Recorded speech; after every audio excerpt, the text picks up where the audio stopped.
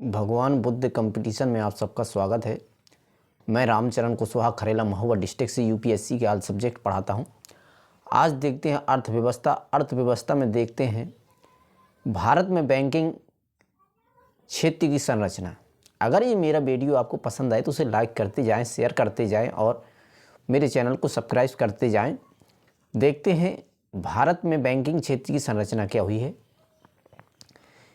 भारतीय बैंकों को वाणिज्य बैंकों और सहकारी बैंकों में वर्गीकृत किया गया।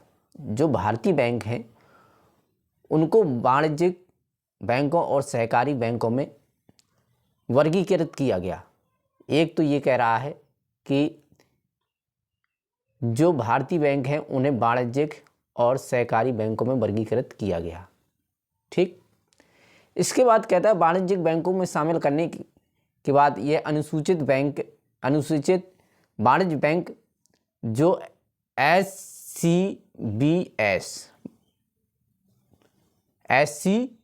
और BS वाणिज्यिक बैंक हो गए। अनुसूचित और गैर अनुसूचित बैंक, अनुसूचित वाणिज्य बैंकों को आगे निजी, सार्वजनिक, विदेशी बैंक और क्षेत्रीय बैंकों में वर्गीकृत किया गया। किसमें किया गया वर्गीकृत?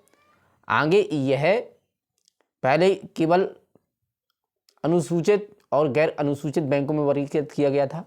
फिर इसके बाद इसको अनुसूचित वाणिज्य बैंकों को आगे निजी, सार्वजनिक, विदेशी बैंक और क्षेत्रीय बैंकों में वर्गीकृत किया गया।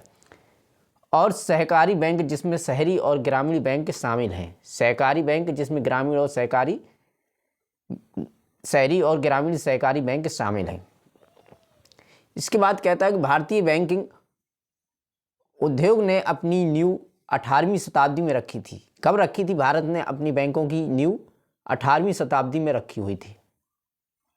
ठीक, इसके बाद कहता है कि इसमें विविध विकासवादी अनुभव किया गया है कि भारत में प्रारंभिक बैंक मुख्य रूप से व्यापारी बैंक थे। जो भारत में पहले बैंकों का जो आगमन हुआ उसके लिए कहा गया कि सिर्फ व्यापार के लिए, व्यापारियों के लिए ये बैंक थी।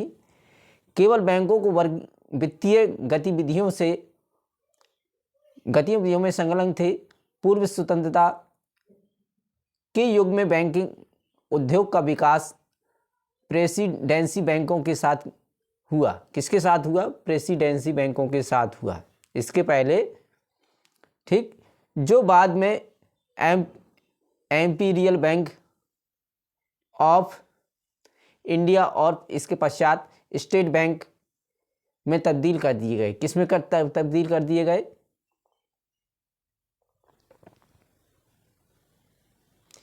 आपके इंपीरियल बैंक ऑफ इंडिया और इसके पश्चात स्टेट बैंक में तब्दील करिए। बैंकिंग उद्योग ने प्रारंभिक दिनों में बहुमत निजी स्वामित्व और एक अत्यधिक अस्थिर काम के माहौल में को देखा। सार्वजनिक स्वामित्व और जवाबदेही की दिशा में बड़ी प्रगति 1969 और 1980 में राष्ट्रीयकरण के साथ हुई। कब हुई? 1969 और 1980। जो इसकी जवाबदेही की दिशा में प्रगति हुई वो 1969 से 1980 में राष्ट्रीयकरण के साथ हुई, जिसमें भारत में बैंकिंग का स्वरूप बदल गया। अब बैंकों का स्वरूप मतलब बैंकों की स्थिति, बैंकों का आकार बदल दिया गया। कि इसमें क्या हुआ? हाल के दिनों में इस उद्योग ने स्पर्धा वाले समय में निजी और विदेशी खिलाड़ियों के महत्व को स्वीकार किया और इसे अधिक से अधिक उदारीकरण की दिशा में ले जाया गया। किसको? भारतीय खिलाड़ियों, निजी और विदेशी खिलाड़ियों के महत्व को स्वीकार किया गया। इससे अधिक से अधिक उदारीकरण की दिशा में ले जाया गया। ठीक, इसके बाद देखते हैं नंबर 2, भारतीय बैंकिंग प्रणाली की संरचना किस प्रकार हुई? 2 शताब्दियों पहले इस राजनीति उद्योग के विकास में संचालन नियमों के संदर्भ में स्वामित्व संरचना उत्पादों तथा पेश की गई सेवाओं तथा अभिनियोजित की गई प्रौद्योगिकी में अपार विकास हुआ। संपूर्ण विकास को 4 अलग चरणों में वर्गीकृत किया गया। जो इनका विकास हुआ उसको 4 अलग, संपूर्ण विकास को 4 अलग चरणों में वर्गीकृत किया गया। प्रथम चरण कहता है क्या? पूर्व राष्ट्रीयकरण चरण। जो पहला चरण है वो पूर्व राष्ट्रीयकरण कब हुआ? 1955 के पूर्व, 1955 के पहले ये पहला चरण हुआ। ठीक। दूसरा चरण कहता है राष्ट्रीयकरण और समेकन का युग, जो 1955 से 1990 तक चला। 1955 से 1990 तक चला। ठीक। इसके बाद देखते हैं तीसरा चरण क्या कहता है। तीसरा चरण कहता है भारतीय वित्तीय और बैंकिंग क्षेत्र में सुधार और आंशिक उदारीकरण की शुरुआत 1990 से 2004 तक हुई। कब हुई? जो तीसरे को 1990 से 2004 तक हुई। कहने का आशय यह है, जो तीसरा चरण है भारतीय वित्तीय और बैंक क्षेत्र में जो सुधार हुआ, आंशिक उदारीकरण की शुरुआत कब हुई? जो भारत में बैंकों में सुधार हुआ वो 1990 से 2004 तक के बीच में हुआ। चौथा चरण कहता है वृद्धि उदारीकरण की अवधि 2004 के बाद से अभी तक चल रहा है। ये आपके 4 चरण हो गए। अब देखते हैं नंबर 1, भारतीय रिजर्व बैंक, आरबीआई। आरबीआई है क्या? भारतीय रिजर्व बैंक हमारे देश का एक केंद्रीय बैंक है। क्या है? आरबीआई हमारे देश का केंद्रीय बैंक है, जिसमें सभी बैंकों का समायोजन होता है। ठीक। सभी बैंकों का पैसा आरबीआई के माध्यम में रहता है। कहने का आशय यह है कि भारतीय रिजर्व बैंक हमारे देश का एक केंद्रीय बैंक है। जैसे सभी राज्यों में अलग अलग सरकारें होती हैं, उसका केंद्र आपके लिए वो केंद्र सरकार कहा जाता है, जो केंद्र सरकार में प्रधानमंत्री बनता है और राज्यों में मुख्यमंत्री बनता है। इसी प्रकार से यह केंद्रित किया गया कि हमारे देश का जो केंद्रीय बैंक है वो आरबीआई है। हमारे देश का क्वेश्चन बन सकता है कि हमारे देश का केंद्रीय बैंक क्या है? तो भारतीय रिजर्व बैंक, जिसे आरबीआई कहते हैं।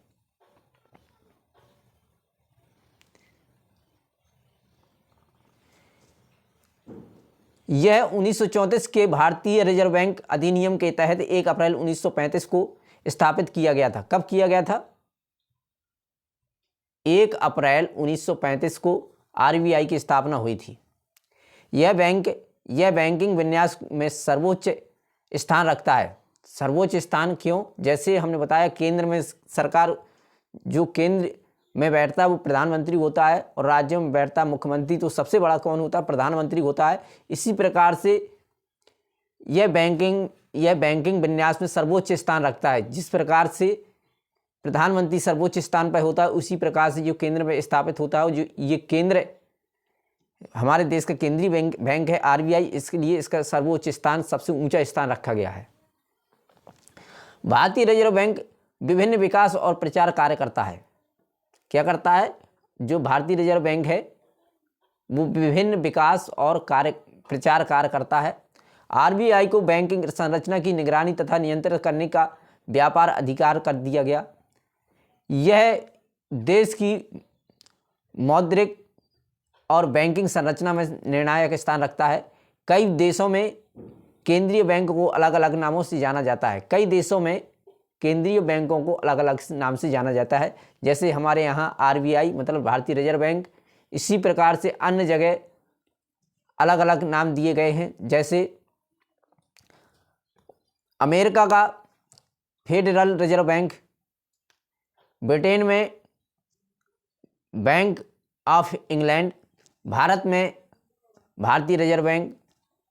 केंद्रीय बैंकों को बैंकों के रूप में जाना जाता है।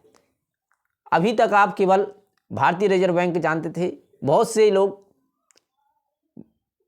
अमेरिका, ब्रिटेन, इंग्लैंड के जो केंद्रीय बैंक हैं उनका नाम पहली बार सुन रहे हैं। अगर ये मेरा वीडियो आपको पसंद आता हो तो उसे लाइक करें, कमेंट करें, शेयर करते जाएं और मेरे चैनल को सब्सक्राइब करते जाएं। मैं रामचरण कुशवाहा खरेला महोबा डिस्ट्रिक्ट से यूपीएससी का सब्जेक्ट पढ़ाता हूं। अमेरिका का जो केंद्रीय बैंक है वो अमेरिका का फेडरल रिजर्व बैंक। ब्रिटेन में बैंक ऑफ इंग्लैंड, जो ब्रिटेन का केंद्रीय बैंक है वो है बैंक ऑफ इंग्लैंड। भारत में भारतीय रिजर्व बैंक।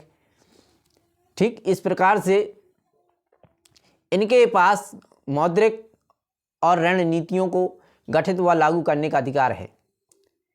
इससे देश की सरकार के द्वारा चलाया जाता है तथा टिप्पणियां जारी करने के लिए एकाधिकार शक्ति प्राप्त होती है। ठीक, देखते हैं दूसरा बैंक जो वाणिज्य बैंक है। वाणिज्यिक बैंक एक संस्था है। क्या है? वाणिज्यिक बैंक एक संस्था है। जो वाणिज्यिक बैंक है एक संस्था है जो जमा की गई राशि को स्वीकार करते हैं, व्यापार, ऋण देना तथा विभिन्न सेवाओं से संबंधित प्रस्ताव जैसे जमा की गई राशि को स्वीकार करता है और आम ग्राहकों तथा व्यापारियों को उधार ऋण व अग्रिम राशि देने जैसी सेवाओं को प्रदान करते हैं। कहने का आशय ये है कि वाणिज्यिक बैंक एक संस्था है। क्या है? एक संस्था है जो जमा की गई राशि को स्वीकार करता है, जो जमा की गई राशि को स्वीकार करता है या व्यापार के लिए ऋण देने के लिए और ग्राहकों को तथा व्यापारियों को ऋण और अग्रिम राशि प्रदान करने के लिए प्रेरित करता है।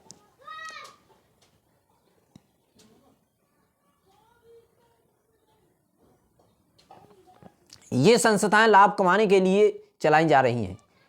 ये उद्योगों तथा अन्य क्षेत्रों जैसे कृषि, ग्रामीण विकास आदि की वित्तीय आवश्यकताओं को पूरा करते हैं। ये सरकार या निजी दोनों स्वामित्व द्वारा चलाई जाती हैं, जो लाभ कमाने के लिए संस्थाएं होती हैं। यह सरकार और या दोनों निजी स्वामित्व द्वारा चलाई जा रही लाभ कमाने वाली संस्थाएं हैं। ठीक, इसके बाद देखते हैं सार्वजनिक बैंक के क्षेत्र। जो सार्वजनिक बैंक के क्षेत्र हैं वो क्या है? सार्वजनिक क्षेत्र के बैंकों में एसबीआई के साथ साथ 21 राष्ट्रीयकृत बैंक शामिल किए गए हैं।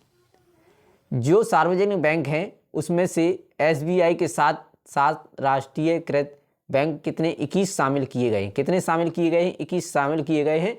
कुल मिलाकर के जो बैंक हो गए हैं, कुल मिलाकर के 26 सार्वजनिक क्षेत्र के बैंक हैं। कितने हैं? 26।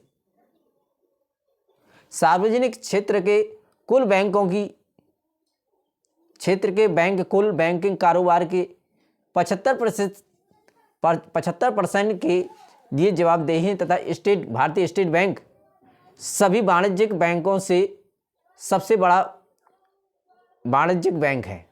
कहने का आशय यह है कि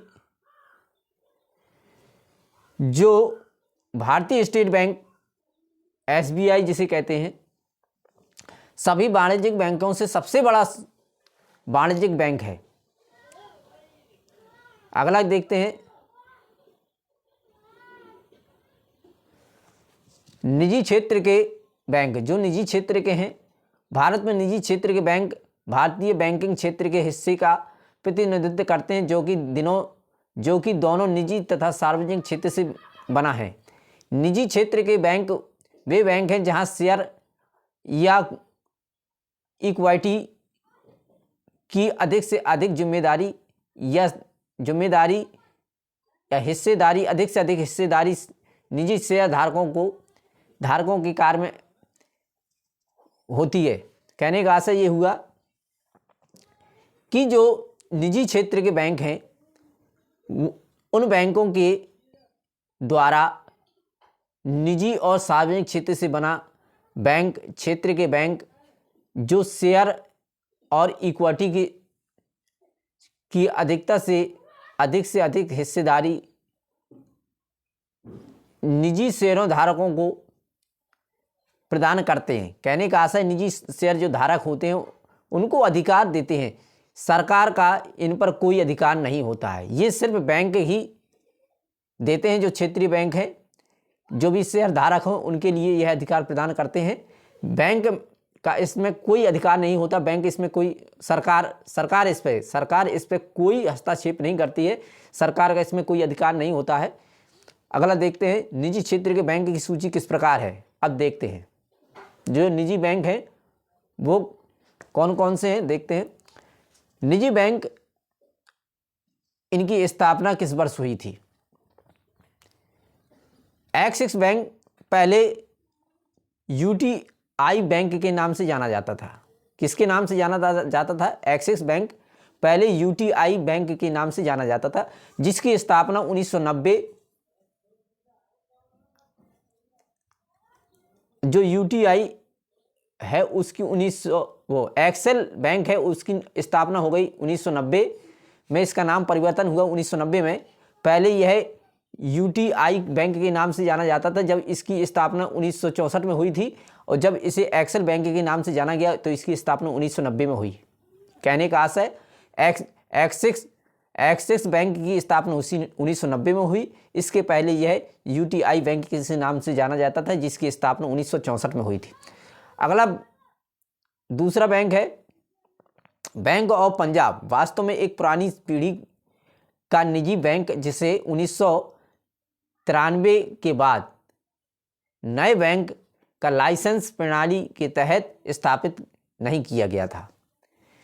कहने का आशय यह है बैंक ऑफ पंजाब मतलब जो पंजाब का बैंक है, पंजाब बैंक वास्तव में एक पुरानी पीढ़ी का निजी बैंक है, जिसे 1993 के बाद नए बैंक लाइसेंस के प्रणाली के तहत स्थापित नहीं किया गया। नया लाइसेंस की या इसका नाम कोई बदला नहीं गया, जो है वही है। 1989 में इसकी स्थापना हुई थी। लाहौर इसका मुख्यालय है। कहाँ है? लाहौर। 1989 में इसकी स्थापना हुई थी। तीसरा है सेंचुरियन बैंक लिमिटेड। 2005 के आखिर में बैंक ऑफ पंजाब का सेंचुरियन बैंक ऑफ पंजाब में विलय कर दिया गया। किसमें विलय कर दिया गया? पंजाब बैंक में विलय कर दिया गया। बैंक ऑफ पंजाब में विलय कर दिया। किसे? सेंचुरियन बैंक को बैंक ऑफ पंजाब में विलय कर दिया गया, जिसे 2008 में HDFC बैंक लिमिटेड द्वारा अधिग्रहित किया गया है।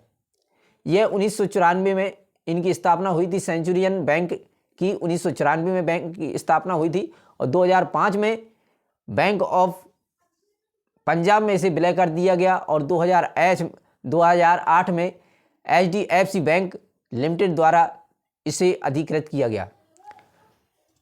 अगला नंबर देखते हैं development credit bank. Development credit bank है क्या, देखते हैं। सहकारी बैंक से परिवर्तित अब DCB बैंक लिमिटेड है, जो पहले क्या है सहकारी बैंक के द्वारा अब DCB बैंक के नाम से जाना जाता है। डेवलपमेंट क्रेडिट बैंक है, उसकी स्थापना 1995 में हुई थी। आगे देखते हैं। अगला नंबर ICICI बैंक। पहले ICICI और फिर दोनों बैंकों का विलय कर दिया गया। कुल विलय SCICI प्लस, कहने का आशय SCICI plus ICICI plus ICICI bank, इनका विलय करके इसमें विलय कर दिया गया है इन दोनों बैंकों का। किसमें? ICICI। इन तीनों बैंकों का विलय ICICI में कर दिया गया है। ICICI बैंक की स्थापना 1996 में हुई थी। अगला देखते हैं, इंडस इंड बैंक, जिसकी स्थापना 1994 में हुई थी। इंडस इंड की बैंक की स्थापना 1994 में हुई थी। कोटक महिंद्रा बैंक 2003 में इसकी स्थापना हुई। यस बैंक 2005 में। इसके बाद देखते हैं, बालाजी कॉर्पोरेशन बैंक लिमिटेड 2010 में इसकी स्थापना हुई। एचडीएफसी बैंक 1994 में इसकी स्थापना हुई। एचडीएफसी बैंक की स्थापना 1994 में हुई। बंधन बैंक, जिसकी स्थापना 2015 में हुई। IDFC बैंक, इसकी भी स्थापना 2015 में हुई। अगर ये मेरा वीडियो आपको पसंद आता हो तो उसे लाइक करते जाएं, शेयर करते जाएं और मेरे चैनल को सब्सक्राइब करिएगा। मैं रामचरण कुशवाहा खरेला, महुआ डिस्ट्रिक्ट से यूपीएससी के ऑल सब्जेक्ट पढ़ाता हूं। अगला नंबर देखते हैं, विदेशी बैंक। जो विदेशी बैंक हैं वो कौन से हैं आप देखते हैं। विदेशी बैंक अपने घर और अपने मेजबान देशों के नियमों के साथ दायित्व का पालन करते हैं। इन बैंकों के लिए ऋण सीमा मूल बैंक की पूंजी के आधार पर निर्भर होती है। इसलिए विदेशी बैंकों को अन्य सहायक बैंकों की तुलना में अधिक ऋण प्रदान करने की स्वीकृति दी गई है। कहने का आशय है कि जो विदेशी बैंक हैं वो मेजबान देशों के नियमों के दायित्व का अगर पालन करते हैं तो उन बैंकों के लिए जो ऋण सीमा दी गई है उसके लिए विदेशी बैंकों को अन्य सहायक बैंकों की तुलना में अधिक ऋण प्रदान करने की स्वीकृति दी गई है। ठीक। दूसरा नंबर कहता है, विदेशी बैंक वे बैंक हैं जिनका मुख्यालय विदेशों में होता है। विदेशी बैंक वे बैंक हैं जिनका मुख्यालय विदेशों में होता है। City bank, HSBC, standard chartered आदि भारत में विदेशी बैंक के उदाहरण हैं। वर्तमान में भारत में 36 विदेशी बैंक हैं। कितने हैं? 36। वर्तमान में भारत में 36 विदेशी बैंक हैं। कहने का आशय ये है कि आप यहाँ से ऋण लेते हैं, भारत के बैंकों से आपने ऋण लिया और विदेश में चले गए और हमें वो ऋण वापस नहीं करना है, और वही जो आपके पास पैसा है वो विदेशी बैंकों द्वारा आप क्या करते हैं, उसे जिस देश में आप गए हैं उसी देश के माध्यम से वहाँ के बैंकों में जमा हो जाएगा आपका, और वहाँ के जो भी पैसे जो मुद्राएं चलती होंगी वो जितने रुपया के हिसाब से वो आपके बैंक में खाते में ट्रांसफ़र कर दिए जाएंगे या बदल दिए जाते हैं। ठीक। कहने का आशय है कि विदेशी बैंक हैं वे बैंक हैं जिनका मुख्यालय विदेशों में है। क्षेत्रीय बैंक क्या है? RRB, क्षेत्रीय ग्रामीण बैंक। भारतीय सरकार ने 2 अक्टूबर 1975 कब 2 अक्टूबर 1975 में भारत सरकार ने क्षेत्रीय ग्रामीण बैंकों की स्थापना की। कब की है? 2 अक्टूबर 1975 को क्षेत्रीय ग्रामीण बैंकों की स्थापना की, जिसे RRBS बैंक्स, RRB, ठीक, मतलब क्षेत्रीय ग्रामीण बैंक। ये बैंक ग्रामीण क्षेत्रों के कमजोर वर्गों, विशेष रूप से छोटे और सीमांत किसानों, किसमें? ये बैंक ग्रामीण क्षेत्रों के कमजोर वर्ग, जो कमजोर वर्गों के लोग हैं उनके लिए, विशेष रूप से छोटे और सीमांत किसानों को के लिए चलाए गए हैं। खेतीहर मजदूरों को और छोटे उद्यमियों के लिए ऋण प्रदान करते हैं। जो ये क्षेत्रीय ग्रामीण बैंक हैं वो किनके लिए चलाए गए हैं? ग्रामीण क्षेत्रों में जो कमज़ोर वर्ग के लोग हैं उनके लिए, छोटे और सीमांत किसानों के लिए, मजदूरों के लिए और छोटे उद्योगपतियों के लिए। ठीक, ये ऋण प्रदान करते हैं। देश में 82 क्षेत्रीय ग्रामीण बैंक हैं। कितने हैं हमारे भारत देश में? 82 क्षेत्रीय ग्रामीण बैंक हैं। नाबार्ड कृषि और ग्रामीण विकास के क्षेत्र में सर्वोच्च स्थान रखता है। जो नाबार्ड है, नाबार्ड बैंक कृषि और ग्रामीण क्षेत्र के, कृषि और ग्रामीण विकास के क्षेत्र में सर्वोच्च स्थान रखता है नाबार्ड।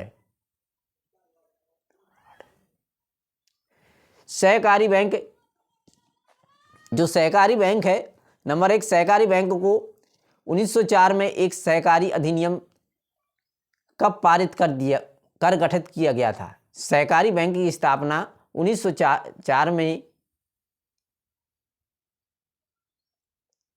की गई थी। सहकारी अधिनियम जो लागू किया गया वो 1904 में लागू किया गया। इन्हें सहयोग तथा आपसी सहायता के सिद्धांतों पर संगठित और प्रबंधित किया गया। सहकारी बैंक का मुख्य उद्देश्य ग्रामीण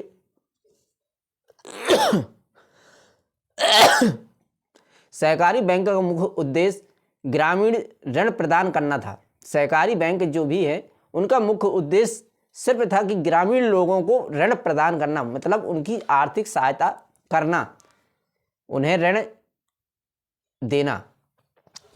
भारत में सहकारी बैंकों ग्रामीण सहकारी वित्त पोषण में आज भी महत्वपूर्ण भूमिका निभाते हैं। जो सहकारी बैंक हैं वो ग्रामीण सहकारी वित्त पोषण में आज भी एक महत्वपूर्ण भूमिका निभाते हैं। हालांकि सरकारी ऋण समिति अधिनियम 1904 के लागू होने से आंदोलन को वास्तविक प्रोत्साहन मिला था। सहकारी ऋण समिति अधिनियम 1904 को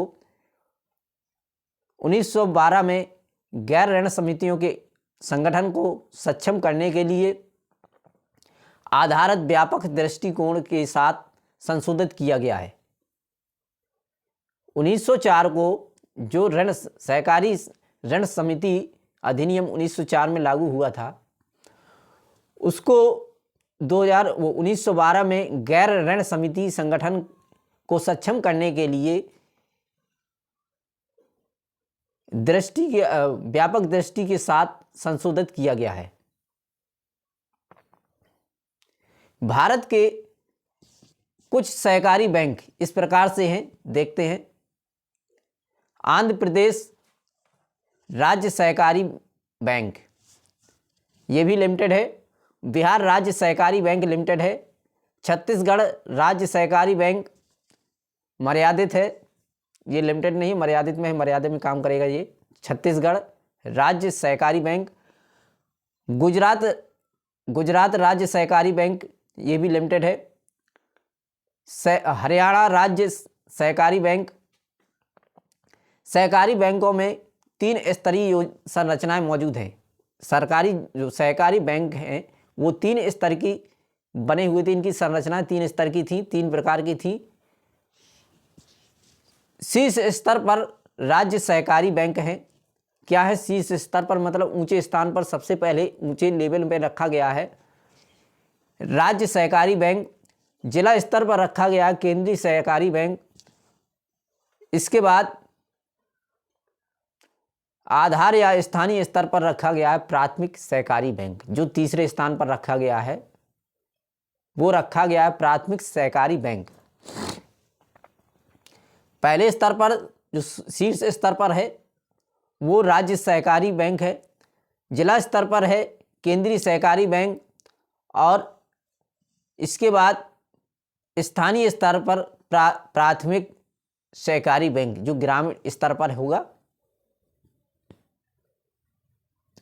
अनुसूचित और गैर अनुसूचित बैंक क्या हैं? अनुसूचित और गैर अनुसूचित बैंक। नंबर 1, अनुसूचित बैंक वे बैंक हैं जो भारतीय रिजर्व बैंक अधिनियम की 2री अनुसूची 1934 में निहित है। अनुसूचित बैंक वे बैंक हैं जो भारतीय रिजर्व बैंक अधिनियम की दूसरी सूची 1934 में निहित हैं। इन बैंकों के पास प्रदत्त पूंजी होती है, क्या होती है, इनके पास एक मुक्त रकम होती है, पूंजी होती है, और 5 लाख तक का कुल मूल भंडार होता है। कितना होता है? 5 लाख तक का कुल मूल भंडार होता है। इन्हें भारतीय रिजर्व बैंक को विश्वास दिलाना होता है कि इनके सभी कार्य जमाकर्ताओं के हित में किए जा रहे हैं। इन्हें भारतीय रिजर्व बैंक को विश्वास दिलाना होता है कि हम जो भी काम कर रहे हैं वो सब इनके सभी कार्यकर्ता और जमाकर्ता के हित में कर रहे हैं। ठीक, हम इनका पैसा लेके भागेंगे नहीं, इन्हें ये विश्वास दिलाना होता है। नंबर 2, सभी वाणिज्यिक बैंक, भारतीय और विदेशी, क्षेत्रीय ग्रामीण बैंक, राज्य सहकारी बैंक, अनुसूचित बैंक और गैर अनुसूचित बैंक वे बैंक हैं जो भारतीय रिजर्व बैंक अधिनियम 1934 की दूसरी अनुसूची में शामिल नहीं है। किस में नहीं है? 1934 की दूसरी अनुसूची में शामिल नहीं है। ये अनुसूची दूसरी थी, 1934 में निहित थी, इसमें लेकिन शामिल नहीं किए गए। वर्तमान में इस प्रकार के केवल 3 बैंक हैं जो विदेशों में हैं। कितने बैंक हैं? सिर्फ 3 बैंक हैं जो विदेशों में हैं। अगर ये मेरा वीडियो आपको पसंद आए तो उसे लाइक करें, शेयर करें, कमेंट करें। मैं रामचरण कुशवाहा, खरेला महुआ डिस्ट्रिक्ट से यूपीएससी के ऑल सब्जेक्ट पढ़ाता हूँ। अगर ये मेरा वीडियो आपको पसंद आता हो तो उसे लाइक करें, शेयर करें, कमेंट करें और मेरे चैनल को सब्सक्राइब करें। मैं रामचरण कुशवाहा, खरेला महुआ डिस्ट्रिक्ट से यूपीएससी के ऑल सब्जेक्ट पढ़ाता हूँ। मेरा कॉन्टैक्ट नंबर 9956782456, ये मेरा कॉन्टैक्ट नंबर और व्हाट्सएप नंबर है। जो भी छात्र छात्रा हमसे पढ़ना चाहते हैं कृपया इस नंबर पर संपर्क करें। मैं रामचरण कुशवाहा, खरेला महुआ डिस्ट्रिक्ट से यूपीएससी के ऑल सब्जेक्ट पढ़ाता हूं। अगर ये मेरा वीडियो आपको पसंद आए तो उसे शेयर करें, कमेंट करें और मेरे चैनल को सब्सक्राइब करें। जय हिंद, जय भारत।